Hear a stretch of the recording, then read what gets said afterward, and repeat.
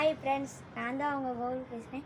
இப்போ எங்கள் பூச்செடி தோட்டத்தை நான் உங்களுக்கு காமிக்கிறது. சின்ன தோட்டத்தை வாங்க பார்க்கலாம். இது வந்து எங்கள் டபுள் ரோஸ் செடி ஃப்ரெண்ட்ஸ். இது வந்து இப்போ நிறைய கருகி போய்கிட்டு இருக்குது. வெயில்னால் ரொம்ப ஜாஸ்தி அடிக்குது. இங்கே பாருங்கள் எப்படி கருகி இருக்குன்னு.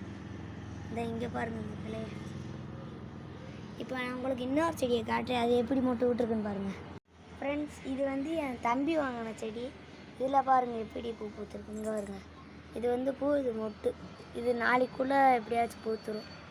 இங்கே பாருங்கள் எப்படி விட்டுருக்கு. சரி வாங்க நம்ம அடுத்த பூச்செடியை பார்க்கலாம். இது வந்து மஞ்சள் கலர் ரோஸ். இது வந்து எங்கள் அப்பா வேலை விட்டு வரப்போ வாங்கிட்டு வந்தார். இது வந்து நிறையா காய்ச்சிச்சு. இப்போ எங்கள் அம்மா வெட்டிட்டாங்க இதை.